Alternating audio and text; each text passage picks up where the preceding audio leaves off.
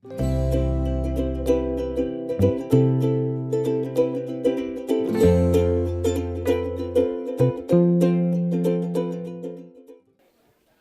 certo? Eu queria pedir o pastor... Como é o nome do Isaac, né? Pastor André, você poderia orar pelo Isaac?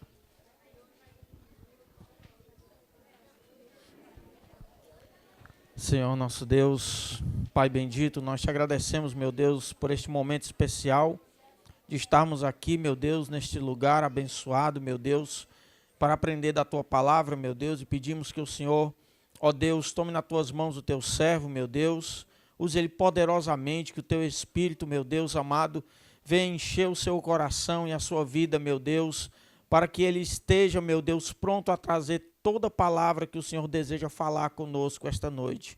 Ó Deus, assim nós te agradecemos, Pai, em nome de Jesus. Amém.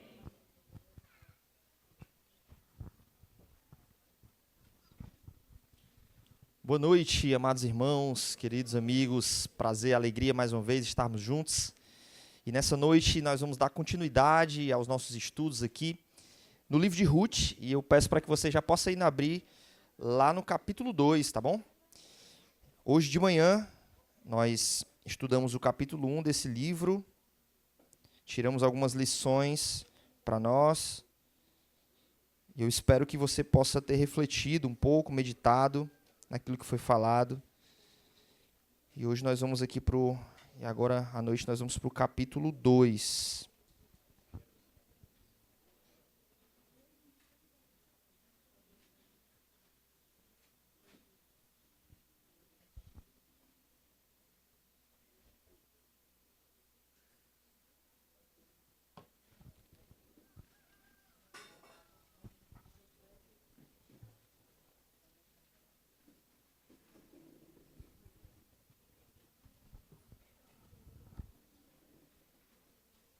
Livro de Ruth, capítulo 2, verso 1. Eu vou pedir a atenção de vocês agora, porque nós vamos ler esse capítulo inteiro, tá bom? Então eu peço para que você fique bem atento. Se você também quiser acompanhar aqui no telão, vai estar a mesma versão. Mas eu queria que você se concentrasse, pedisse a Deus a graça agora para que Ele possa nos ensinar por meio da leitura bíblica. Vamos lá. Ruth, capítulo 2, verso 1 diz assim: Havia em Belém um homem rico e respeitado chamado Boaz.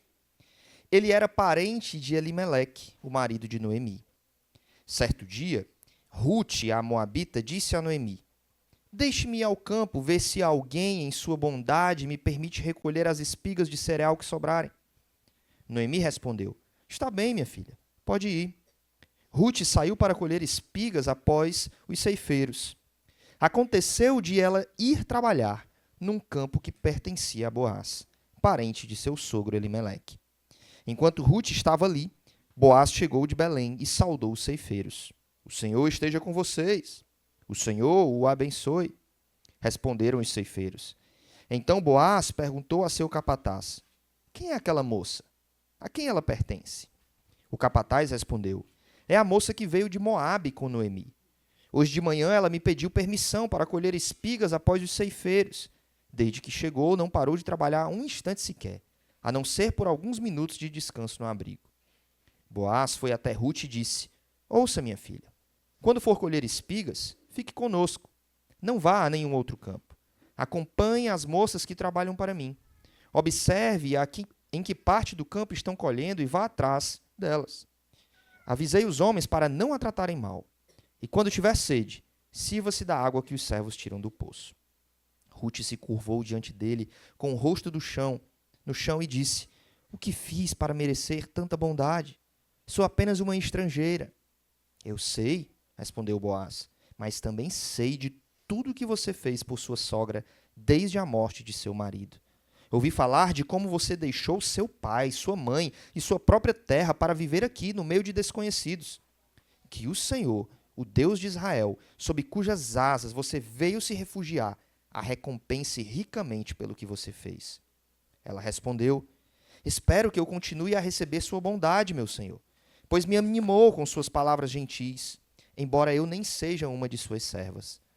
Na hora da refeição, Boaz lhe disse: venha cá e sirva-se de comida. Também pode molhar o pão no vinagre. Rute sentou-se junto aos ceifeiros e Boaz lhe deu grãos tostados. Ela comeu até ficar satisfeita e ainda sobrou alimento.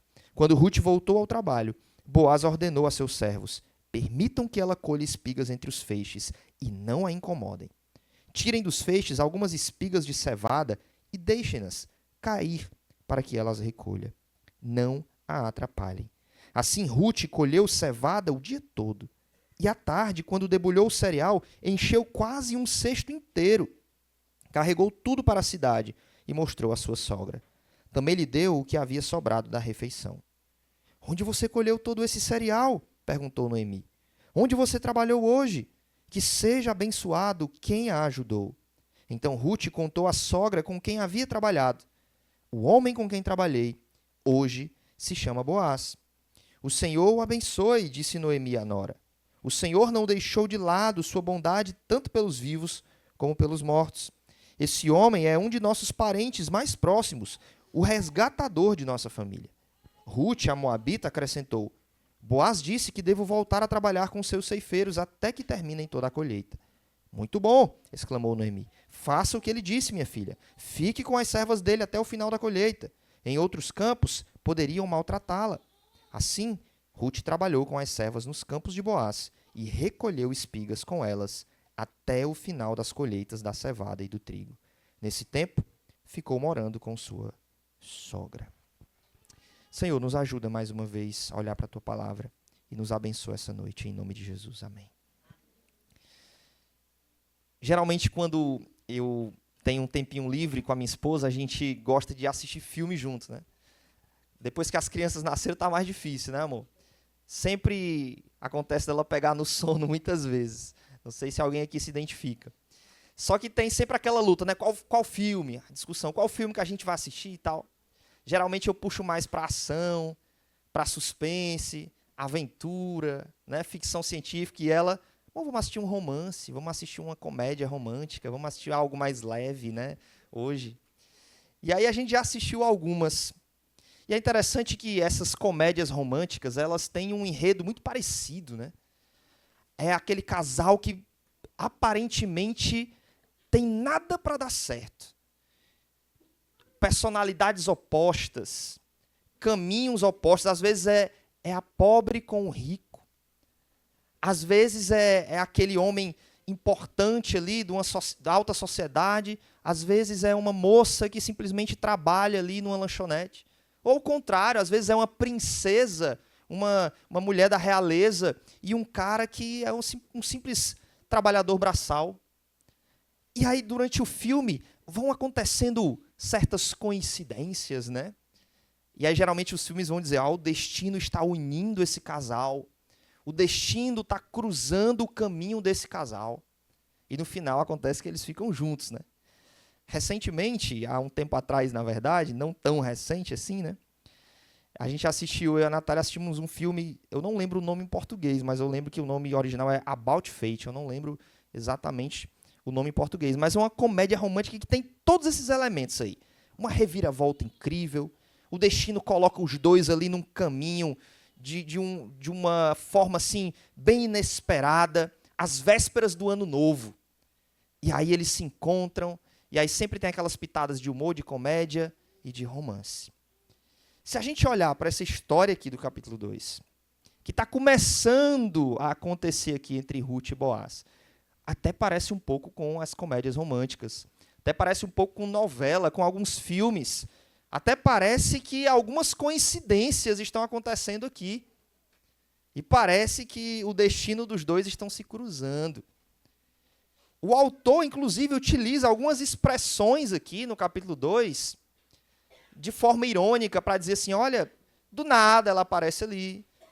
E naquele momento, naquele instante, foi exatamente ali que Boaz chegou. Ela foi exatamente para o campo de Boaz. Obviamente que o autor está escrevendo aqui desse modo, mas nós cremos que Deus é que está no controle de tudo isso aqui. E que está unindo duas jornadas totalmente inesperadas, totalmente diferentes. Eles estão ali no lugar certo, na hora certa, e a gente vai perceber como Deus está orquestrando ali todos os detalhes para que haja ali um encontro entre Ruth e Boaz. Nisso eu já consigo pensar um pouco sobre aquele grande dilema que até hoje ninguém consegue solucionar, né? A soberania de Deus e a responsabilidade humana. E aí, como é que essas duas coisas se relacionam? Se Deus é soberano, se Deus traça os planos da história, se Deus conduz a história com o seu poder soberano, em que nós somos responsáveis? As nossas decisões fazem alguma diferença na nossa vida? As nossas escolhas, de fato, fazem alguma diferença para o nosso destino? E a ideia é que a Bíblia ela assevera as duas verdades, ela afirma as duas verdades. Deus é soberano, mas o homem também é responsável. E como essas coisas se relacionam, aí talvez nem na glória a gente consiga entender. Porque se a gente conseguir entender tudo sobre Deus, Deus não é Deus, não é? Mas a ideia é que a gente vai ver aqui elementos onde percebemos claramente, olha Deus agindo com a sua soberania e unindo aqui os destinos. E também elementos de decisões, escolhas, que cada um deles ali tomou e resolveu ir por aquele caminho. E, de fato, foi isso que uniu os dois, né? Um dia como um outro qualquer. Mas os detalhes aqui dessa história mostra, muito obrigado, mostra como Deus vai unir esses caminhos e renovar a esperança de Noemi. Que eu vou lembrar um pouco para vocês o que foi que aconteceu, né, no capítulo passado. Noemi acaba o capítulo amargurada, sem esperança, olhando para Deus como um inimigo, olhando para Deus como alguém que está indo contra ela, que está fazendo mal na vida dela. E por isso ela está aflita e ela não consegue perceber como Deus já estava cuidando até ali. Apesar das perdas, apesar de toda a luta, Deus estava cuidando, Deus estava preservando sua vida e dando a ela um presente de uma nora maravilhosa, como Ruth. Elas voltaram. Na verdade, Noemi volta e Ruth agora vai começar uma nova jornada ali, né? Num novo povo, uma nova terra, novos costumes. E a vida começou a seguir. A vida começou a entrar numa certa rotina. E a despensa estava vazia.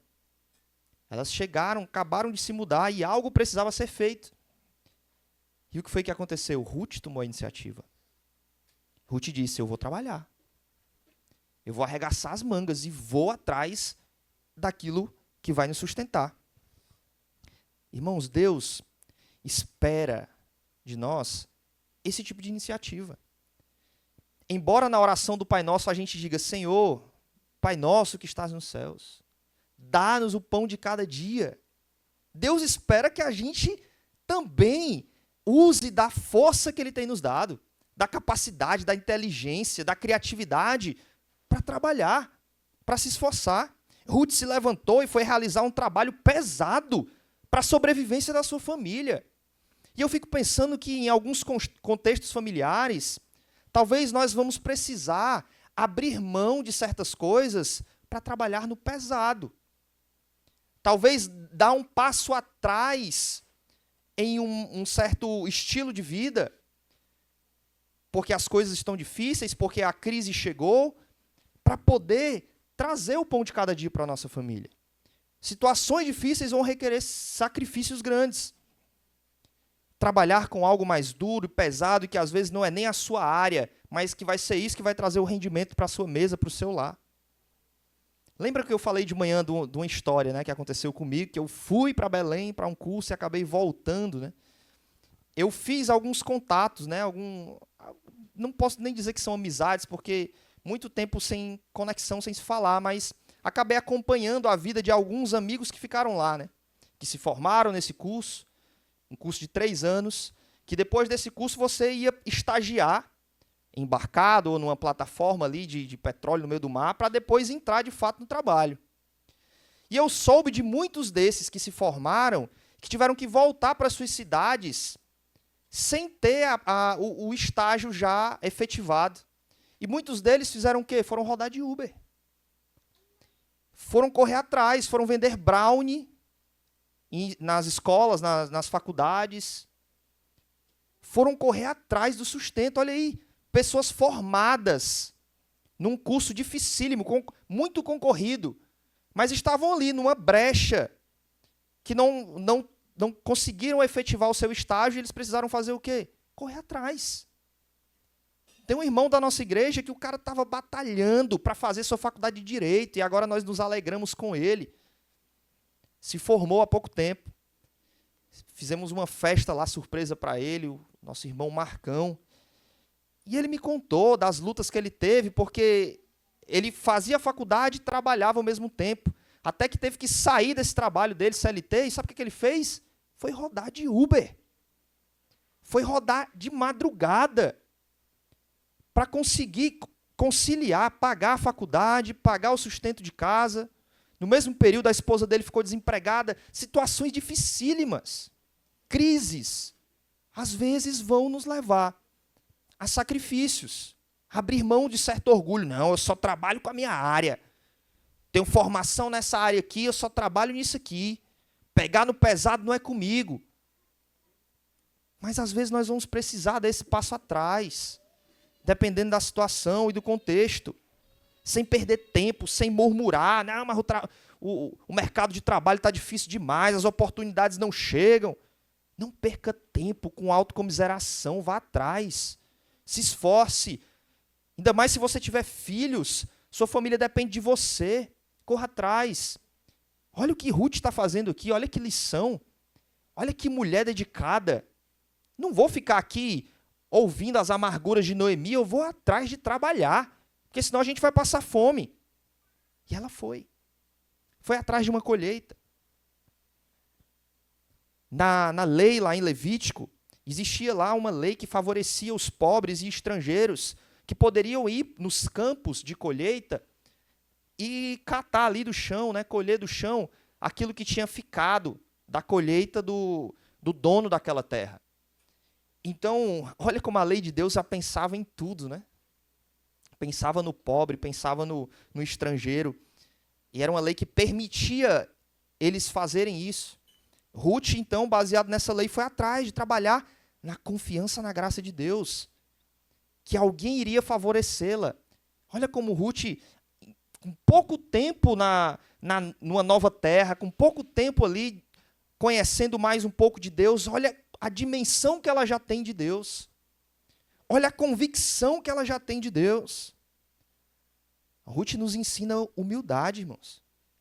Ruth nos ensina que também existe dignidade em qualquer emprego, em qualquer tipo de trabalho que nós vamos colocar o pão na nossa mesa. Obviamente, não existindo pecado por trás desse trabalho, não existindo venda do seu corpo, imoralidade, falcatruas, desonestidade. Obviamente, todo trabalho é digno.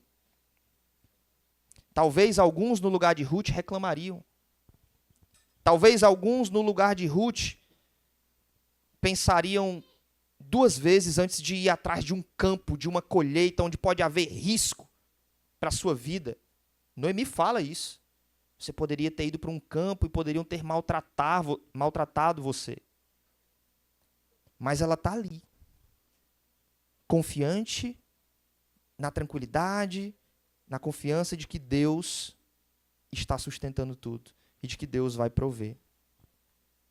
Meus queridos, nós precisamos agradecer a Deus mais pelo trabalho que Ele já tem nos dado. Pode ser que não seja o melhor trabalho hoje, pode ser que não seja o trabalho dos seus sonhos hoje, mas faça o seu melhor onde você estiver.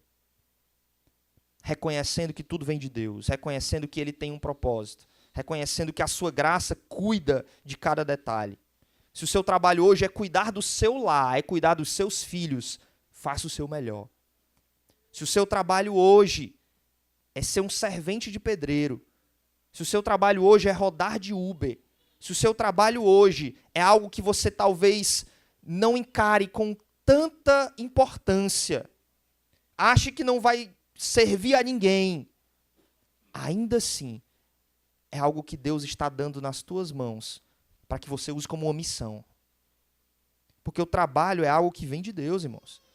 Às vezes a gente acha que o trabalho é fruto do pecado, mas não é. E a nossa sociedade gosta de desvalorizar o trabalho. Como o brasileiro gosta de desvalorizar o trabalho?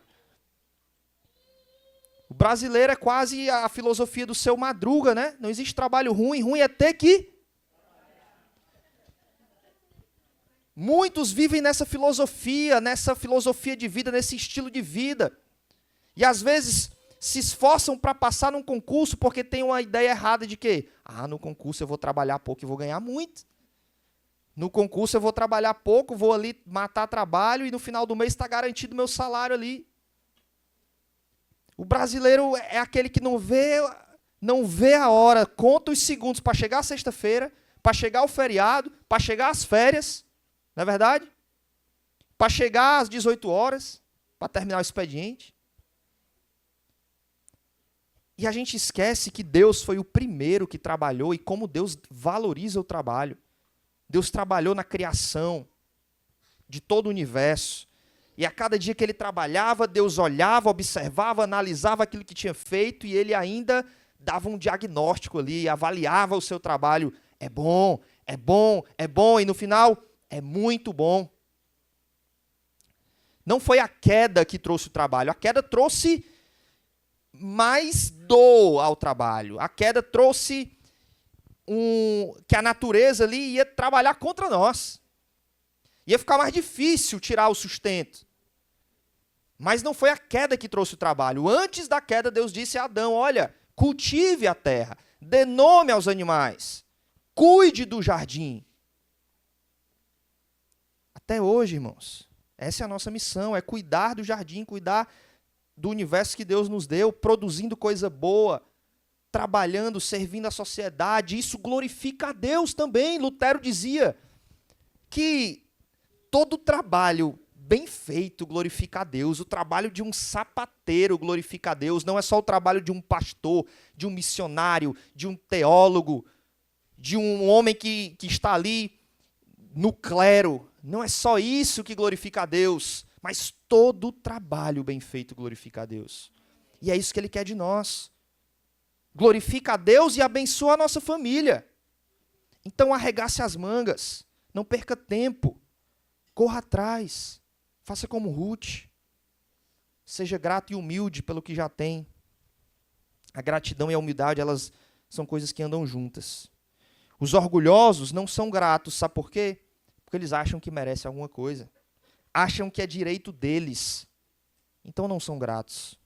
Não se maravilham quando outros lhe fazem o bem, quando recebem algo de alguém, porque acham que é direito deles. Então olhe para Ruth aqui.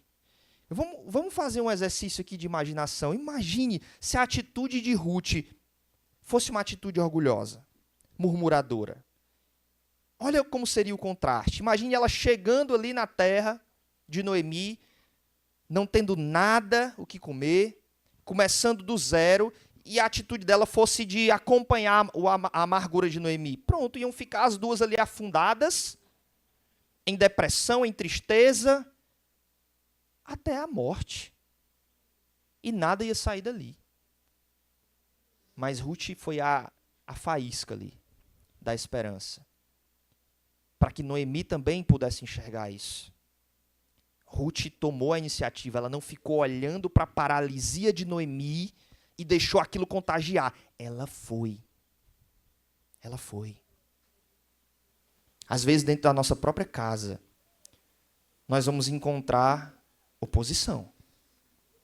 Às vezes, dentro da nossa própria família, nós vamos encontrar pessoas que vão nos colocar para baixo ao invés de nos encorajar. Que vão desfazer aquilo que a gente faz. Que não vão valorizar o nosso trabalho. Tu lá sabe fazer nada. Tu é um imprestável, tu é um inútil. Tu não encontra nada de bom. Vai ter gente dentro da nossa própria família que vai fazer isso. Mas o que é que a gente vai fazer? A gente vai ficar paralisado? A gente vai aceitar essas palavras de desânimo? Ou a gente vai confiar no Deus Altíssimo, que nos capacita, que nos dá força? E confiantes na força dele, nós vamos fazer algo para mudar a situação. Vamos confiar em Deus. Olha o que Ruth fez.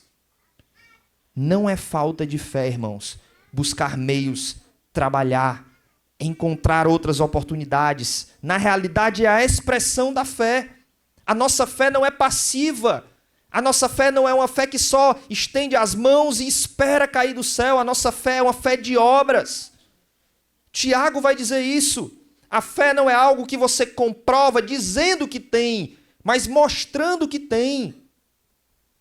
É por isso que a fé sem obras é morta, é uma fé que não vale, é uma fé que não salva, é uma fé inútil, é uma fé inexistente. Não pode nem ser chamado de fé, é uma fé fake. O trabalho, a busca dessas oportunidades vão ser um exemplo de que realmente nós temos fé e confiamos num Deus que supre tudo. Lá na nossa igreja em Sobral, a gente está passando por um período onde um desafio muito grande está posto para nós, para os nossos irmãos, né? Nós estamos construindo um prédio para a gente poder se reunir de modo mais confortável, receber mais pessoas. Durante esses 3 anos de existência da nossa comunidade lá, nós temos nos reunido na casa do nosso querido Gutenberg da Alzelade, que vocês conhecem muito bem. Eles têm aberto a casa deles assim de modo muito amoroso, muito desprendido. Se você for olhar a sala deles lá, tem um bocado de caixa de som, um bocado de cadeira. Eles não têm mais sala. Não tem. Tá tudo lá. Todo domingo a gente vai lá, tira, bota lá para o jardim, para fazer o culto. E tem sido uma bênção. Mas Deus também nos abençoou. Deus, por meio de um irmão, de um coração generoso, que doou um terreno para nós, acendeu ali um sonho. Vamos construir um prédio. E Deus foi abrindo as portas, Deus foi levantando pessoas. Não, vamos fazer bazar, as irmãs se comprometeram, vamos fazer bazar, vamos se reunir aqui, vamos angariar esses recursos por meio de bazar, por meio de cantina. Outros foram ofertando, fazendo compromissos mensais ali para ofertar. E a gente juntou uma certa quantia no início até poder começar a obra. E aquilo que a gente tinha juntado no início, que foi mais ou menos um valor de 70 mil, um pouco mais do que isso, a gente gastou praticamente só na fundação do prédio. Nós somos ousados. Fizemos um projeto lá bonito. Um projeto lá de 2 andares, podendo ir até o 3º, né? Fundaçãozinha robusta, sapatazonas gigantescas. Quem tem de obra aí sabe, né? Um negócio que só em uma lá ia mais de 30 sacos de cimento. O negócio era pesado mesmo. E os irmãos foram se movimentando. O dinheiro foi acabando, mas o dinheiro foi aparecendo de outro lado. E hoje a gente já está quase concretando a laje do primeiro pavimento. Olha que maravilha. As paredes já bem altas. No meio disso tudo, nós tivemos que trocar a mão de obra, porque uma não deu certo, agora essa está andando com um pastor que está nos ajudando lá, o pastor Manuel, lá do Massapê, não sei, talvez alguns aqui conheçam. O pastor Manuel entrou lá na jogada também, nos ajudando lá, encarregado lá na obra, e as coisas começaram a andar melhor. E os desafios são muito grandes, e os irmãos arregaçaram as mangas. A igreja trabalhou, pense. Cada membro fazendo a sua parte. E a gente tem visto Deus abençoar. Já pensou se a gente ficasse naquela, vixe, mas é um sonho muito longe, muito distante de ser alcançado, não temos nada, vamos ficar só por aqui mesmo, parado. E Deus mandando gente para a igreja. Lá na garagem do Gutão cabe umas 60 pessoas, já tem dia que está ficando sem cadeira lá para o povo sentar. Já pensou se a gente se paralisasse diante do grande desafio? Graças a Deus que os irmãos não fizeram isso.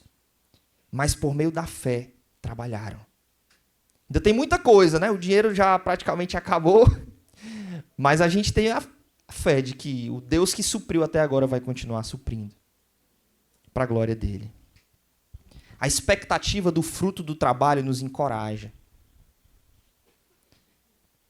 Ruth, já visualizando ali que poderia ter alguém que a favorecesse, a abençoasse, para ela colher muitos cereais, encorajou. Aquele salário que a gente sabe que vai cair no final do mês, também encoraja. Aquele projeto que a gente já vê no 3D, o prédio ali feito, também encoraja. Vamos para cima, olha os frutos que a gente vai poder colher. Essa expectativa nos encoraja. E encorajou Jesus também. Se tem alguém que trabalhou na vida, foi o nosso Senhor Salvador Jesus Cristo. E eu não estou falando só como um carpinteiro, não. Ele realizou um penoso trabalho, um trabalho na cruz do Calvário. E é interessante que lá em Isaías vai dizer que ele viu o fruto do seu penoso trabalho e ficou satisfeito. Lá em Hebreus vai dizer que Jesus, visualizando a alegria, em troca da alegria que lhe estava proposta, encarou a vergonha, encarou a dor, o sofrimento, a humilhação, encarou a cruz. Foi até o fim para realizar o seu trabalho por nós. Olha que maravilha. A visualização do fruto, daquilo que viria do trabalho, encorajou Jesus a continuar até o fim e cumprir a missão de resgate do seu povo. Nós podemos usar isso para nos encorajar também. Olhar para a nossa família, vixe, eu tenho um bocado de piringulino aqui para alimentar. São muitas bocas. Mas eu já visualizo a minha família num conforto melhor, a minha família comendo bem. E isso me encoraja. Isso me encoraja a dar o melhor, trabalhar e colocar o pão de cada dia na mesa. São muitas coisas que podem nos encorajar. E muitas coisas estavam encorajando Ruth aqui. E a própria Noemi do lado dela ali, a sogra que ela jurou amor, também era uma grande motivação. Ela queria ver a sogra longe daquela amargura, longe daquela situação, e ela foi lá e trabalhou. Até que ela chega ao campo de um homem, né? Nos é apresentado aqui no começo do capítulo 2, um homem chamado Boaz. Um homem que era parente de Elimeleque, o marido de Noemi. E foi exatamente no campo desse homem, olha aí, que coincidência, né? A gente sabe que não foi coincidência. Foi exatamente ali que Deus resolveu colocar Ruth. E olha como Deus faz as coisas, né? Aquele homem, Boaz, foi generosa com Ruth. Ruth foi generosa com sua sogra e Boaz foi generosa com ela. Ruth agora está experimentando da generosidade de Deus por meio de Boaz. Irmãos, nunca temos tão pouco que não podemos compartilhar com os outros. Não pense que Boaz compartilhou só porque ele era rico demais.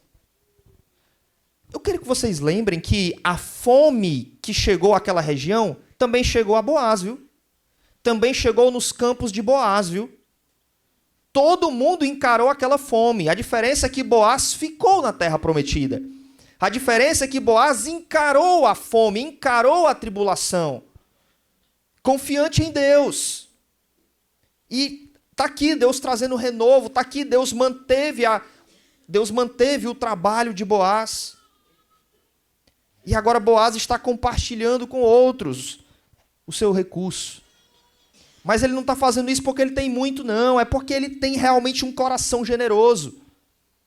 É porque Boaz entende que tudo vem de Deus. Olha como aquele homem chega no trabalho. Chega no trabalho abençoando os servos. Que o Senhor os abençoe. E não pense que servo aqui era como escravos do nosso tempo moderno, não. Da escravidão africana que veio para cá. Não era assim, não. Eram mais tratados como trabalhadores mesmo, como empregados. Tinham dignidade. Não eram escravizados porque eram considerados uma raça inferior ou algo do tipo, não. Olha como o homem chega. Deus abençoe vocês. E os servos respondem que o Senhor abençoe o Senhor. Que interessante. O homem ali que tinha tudo para também ter saído da terra, para procurar outro lugar. Os negócios dele devem ter ido de mal a pior no meio da fome. Foi um homem que perseverou. Foi um homem que continuou ali. E agora está podendo usufruir dos frutos do seu trabalho. e ainda compartilhando com outros. E Ruth está ali sendo beneficiada e abençoada. Já começou ali há pouco tempo, perto do povo de Deus, e já começa a sentir os frutos de estar perto do povo de Deus. Certamente não foi fácil para ela.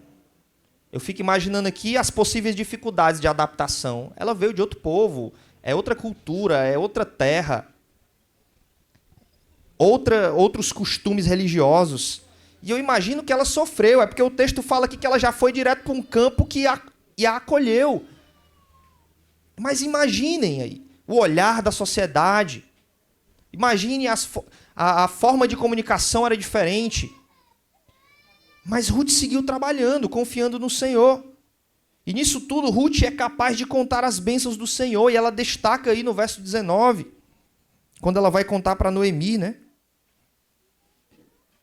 Ela destaca que alguém já estava sendo generoso com ela. E isso é capaz de mudar o semblante de Noemi. Irmãos, quando nós somos expostos a corações gratos e às maravilhas que o Senhor tem feito, nossa amargura pode dar lugar à doçura. Noemi, contemplando aquilo que Deus estava fazendo por meio de Boaz na vida de Ruth, estava sendo transformada. Estava mudando. Ruth estava trabalhando, se destacando. Ao mesmo tempo, Boaz estava sendo generoso e aquilo tudo estava refletindo na vida de Noemi. Na amargura que ela tinha, agora estava sendo transformada em doçura, em fé. Você vê no final do capítulo 2, Noemi se recuperando e começando a acreditar de novo. Começando a criar esperança de novo. E ela nem imagina o que pode acontecer no capítulo 3. Nada do que estava acontecendo era obra do acaso.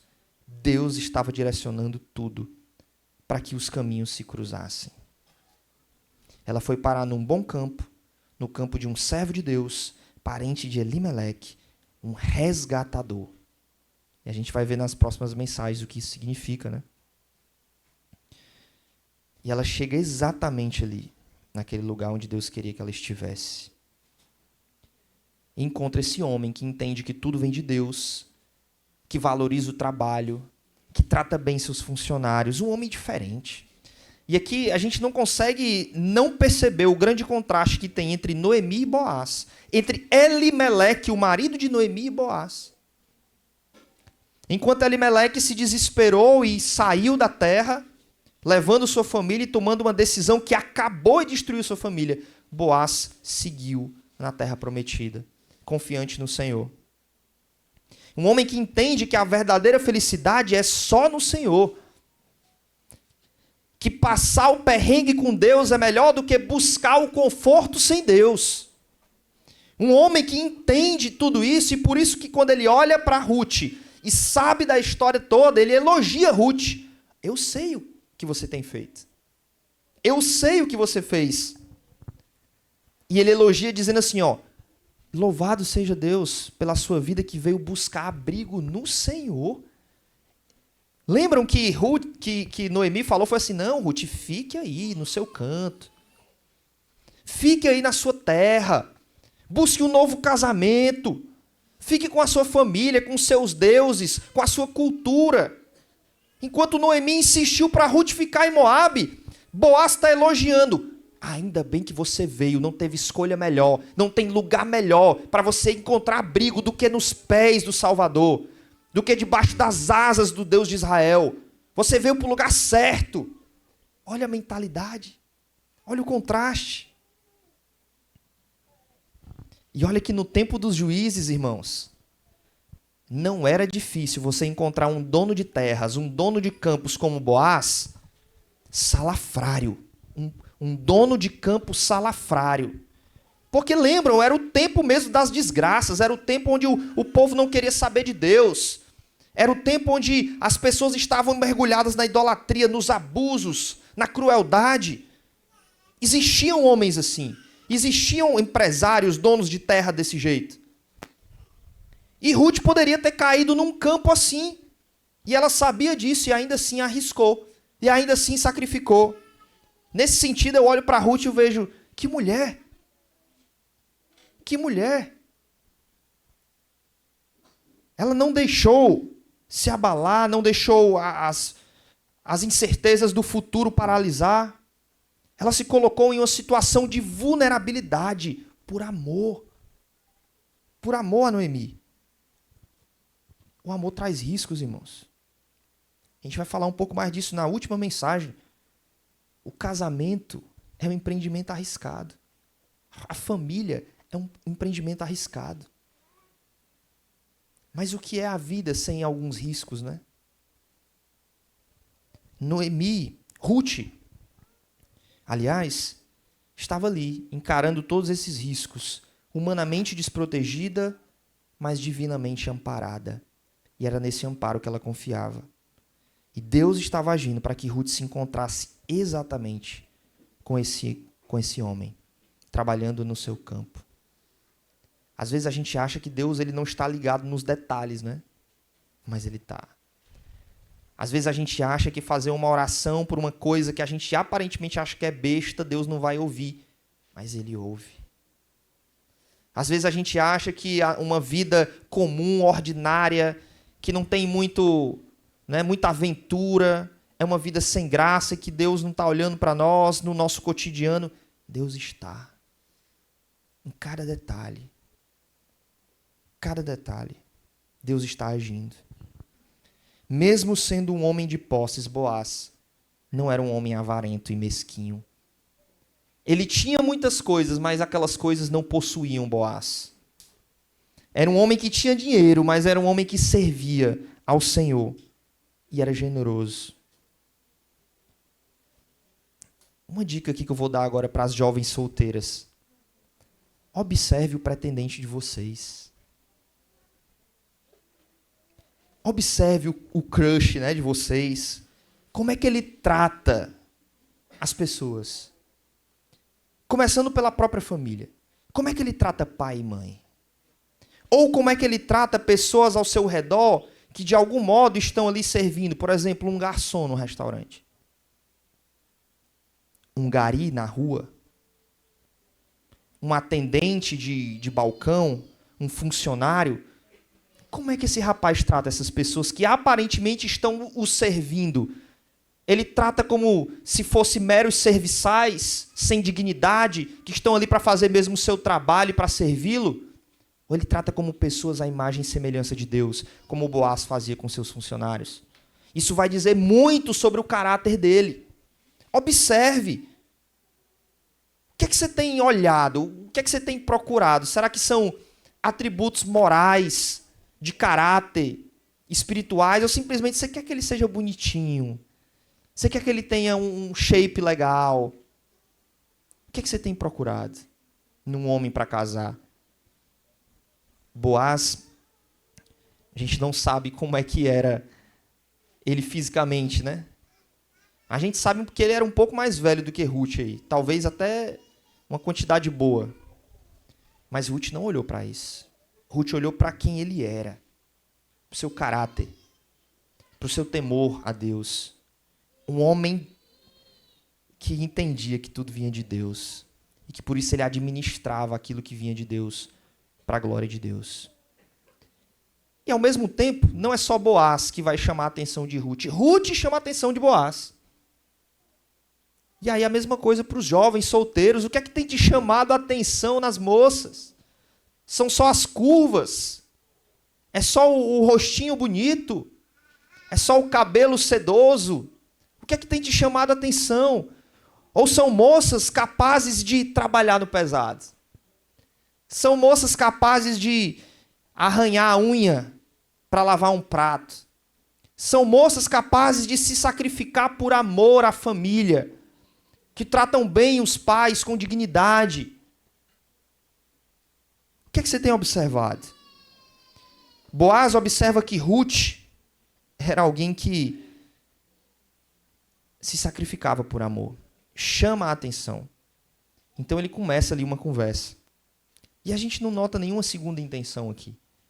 Ele não está fingindo ser o que não é para conquistar Ruth. O que muitas vezes acontece, né? Os rapazes chegam na igreja com aquela pompa e tal. Aí visualiza, né? Mira a novinha, a mocinha. chega perto, começa a conversar. Aí é super crente, estudioso da Bíblia, né? Aí a moça dá um fora no rapaz, ele some da igreja, né? Não aparece mais nos cultos de jovens. A gente sabe, né? Só queria mesmo estar perto da menina. Boaz, ele não está com segundas intenções aqui. Ele não está fingindo ser o que não é. Ele, de fato, está vendo em Ruth uma moça dedicada, uma mulher que há pouco tempo era uma moabita estrangeira que cultuava outros deuses, deuses pagãos, agora está entendendo a dimensão do Deus verdadeiro. E eu digo a vocês, olha, pessoas que buscam a Deus são atraídas por outras pessoas que buscam a Deus. Pode ter certeza. Pode ter certeza. Pessoas que buscam agradar a Deus vão ser atraídas por outras que também buscam agradar a Deus. Tenha fé, minha irmã. Talvez você esteja aí já, né, desesperançosa, passou dos 30. Senhor, cadê, né? Pode ser que Deus não queira que você case nunca, viu, também? Eu não vou aqui dizer também que Deus vai te dar um casamento maravilhoso. Eu não vou prometer nada que Deus nunca prometeu. Não temos garantias de nada. Continue trabalhando para Deus, continue servindo, continue amando as pessoas. Porque se Deus tem esse plano na tua vida, uma hora o varão aparece. Da mesma forma, os homens aí, né? Mas o que mais tem nos atraído nas pessoas, nos relacionamentos? O que mais impressiona? Será que é o fruto do Espírito ou o fruto da carne? Boaz usa de graça e misericórdia com Ruth e permite que ela colha ali além do que a lei já permitia. Olha aí, é interessante, né? Que ele fala o seguinte para os servos deles, ó, deixe cair de propósito. Deixe cair mais ali para que Ruth colha. Não é só as que vão cair sem querer, não. Deixe cair mais para que Ruth colha. Ele a chama para comer junto, né? E só aí já quebra uma barreira gigantesca. Meu Deus, uma mulher, uma moabita, uma estrangeira, comendo aqui com a gente. Que coisa terrível. Porque ele está exercendo aqui um tipo de amor desinteressado. Ruth não tinha nada para oferecer para ele. Muito pelo contrário.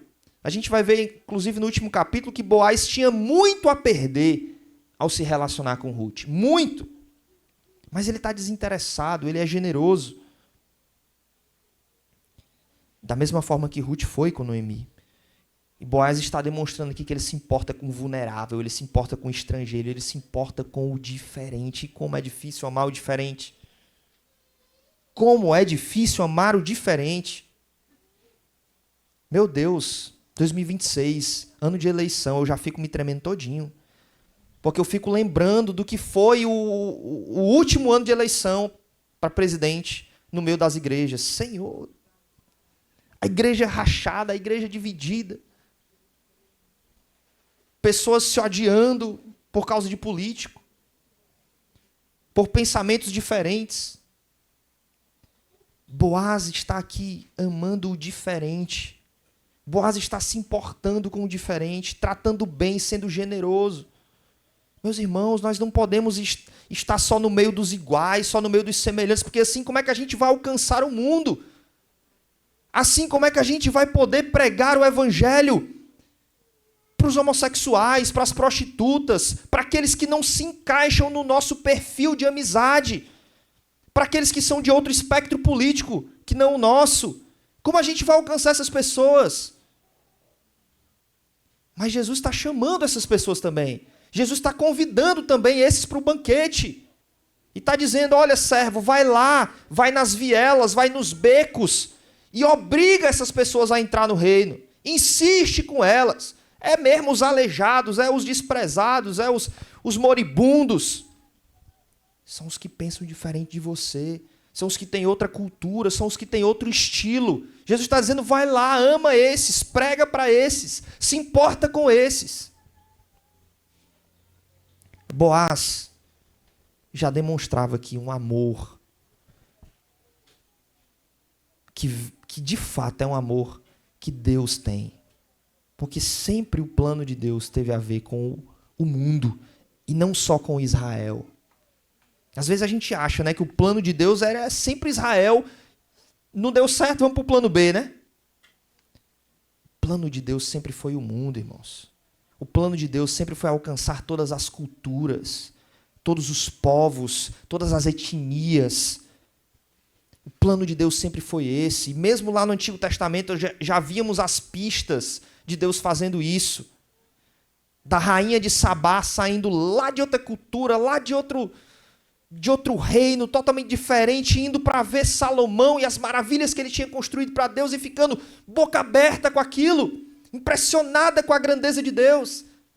E Jesus lá no Novo Testamento cita ela dizendo o seguinte: olha, esse povo aqui que não dá ouvidos à palavra é pior do que aquele povo lá que foi destruído no Antigo Testamento, Sodoma e Gomorra. É pior que os ninivitas que Jonas pregou. Lá no juízo vai se levantar os ninivitas, vai se levantar a rainha de Sabá e vai testemunhar contra esse povo. Ai de ti, Betsaida, ai de ti, Corazim. A rainha de Sabá se converteu, irmãos. A rainha de Sabá, vendo a grandeza da glória de Deus por meio daquilo que Salomão tinha construído, se converte. Os ninivitas, Nínive, olha aí, um povo inimigo de Deus, Império Assírio, um povo assassino, sanguinário. O esporte deles era cortar a cabeça dos inimigos e jogar bola com elas, colocar nas estacas para todo mundo ver. Esse povo foi alcançado pelo divino. Esse povo foi alvo do amor de Deus ao ponto de Deus convocar um profeta e dizer: vai lá, prega contra aquele povo. E o profeta, que não tinha um coração tão generoso quanto o de Boaz, foge, porque ele sabia o que Deus poderia fazer. E ele revela isso no final do livro. Eu sabia, Deus, que tu é misericordioso demais. Por isso que eu não fui, eu não queria que esse povo se convertesse. Esse povo aí, esse povinho aí. Às vezes nós somos assim, irmãos. Simplesmente com quem pensa diferente. Simplesmente com quem tem costumes, cultura, personalidade, gostos diferentes. É difícil amar o diferente, mas esse é o chamado cristão. Esse é o chamado cristão. Até aqui, irmãos, mal conhecemos Boaz, mas ele já nos parece um bom exemplo de misericórdia, de piedade, de mansidão, alguém reconhecido e amado pelos seus, alguém que está pronto para ajudar os necessitados. Alguém que pode fazer algo muito maior por aquela família. Noemi dá uma pista, né? Ele é resgatador. Cenas dos próximos capítulos. Deus parece estar desenhando tudo. E parece que Noemi está conseguindo perceber as coisas agora. Conclusão aqui para nós. Sabe, Boaz me faz lembrar de um outro judeu. Generoso, humilde, um homem misericordioso e piedoso que amou o diferente. Jesus Cristo. Boaz é uma sombra do nosso Senhor Jesus, não tem como não ser. Boaz aponta para o nosso Senhor e Salvador. Quem é o dono de todas as coisas? Quem é o homem rico que se fez pobre? Quem é o mais piedoso? Quem é que cumpre toda a lei de Deus? Quem é que se importa com a palavra de Deus? Quem é o mais bondoso, misericordioso, generoso e que nos favorece com a sua graça, senão o nosso Senhor e Salvador Jesus Cristo? É Ele. É Ele que abriu mão da glória nos céus. É Ele que abriu mão de estar na presença favorável do seu Pai para que na cruz fosse feito pecado por nós. E agora visse o seu próprio Pai virar as costas para Ele. Aquele que por toda a eternidade estava ali, naquilo que os teólogos chamam de a dança da Trindade. O amor mútuo, a glória mútua entre o Pai, o Filho e o Espírito. Um glorificando o outro, um amando o outro. Não necessitando mais de nada, não necessitando de ninguém, porque são suficientes em si mesmo.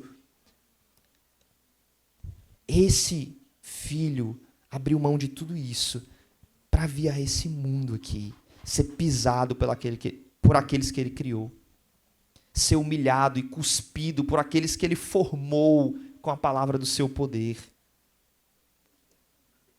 Esse Jesus abriu mão de muita coisa para carregar sobre os seus ombros não mais o amor do seu Pai, mas por um instante ali na cruz, sendo feito pecado por nós, ele sofreu e foi esmagado pela ira do seu Pai.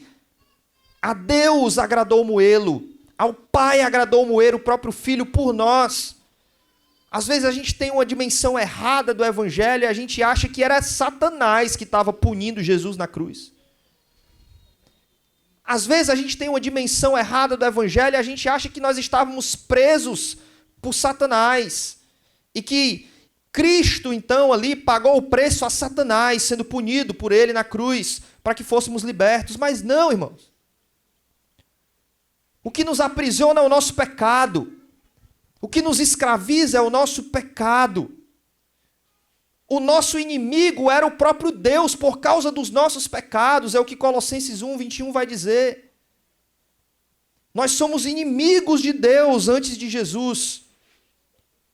Por causa do nosso mau procedimento, por causa do nosso mau pensamento, os nossos pecados nos afastam de Deus e a nossa dívida era contra Ele, contra o Criador. E essa dívida foi paga por Jesus a Deus e não ao diabo. Na cruz, Jesus estava pagando uma dívida cósmica, universal, espiritual, ao Criador, a Deus, recebendo a punição do próprio Pai, recebendo a ira do próprio Pai, destinada a pecadores como nós. Jesus nos substitui. Jesus paga o preço por nós. Não tem ninguém mais generoso, não tem ninguém mais altruísta, não tem ninguém mais humilde do que o nosso Senhor e Salvador Jesus Cristo. É por isso que quando eu olho para Boaz, eu lembro dele. Eu aprendo aqui nesse capítulo 2 também que Deus soberanamente cuida de nós. Nos detalhes da nossa vida, no sustento diário, na força do trabalho, no dom da vida e principalmente provendo salvação. Na cruz a gente pode ver o maior exemplo, a maior expressão do cuidado e do amor de Deus por nós. E é interessante que a cruz, ela une os atributos de Deus, é uma soma dos atributos de Deus, porque na cruz a gente consegue ver a ira de um Deus que é santo, que precisou moer o seu próprio filho. Mas na cruz a gente consegue ver o amor de um Deus precioso, que foi tão amoroso ao ponto de entregar o seu filho em nosso favor.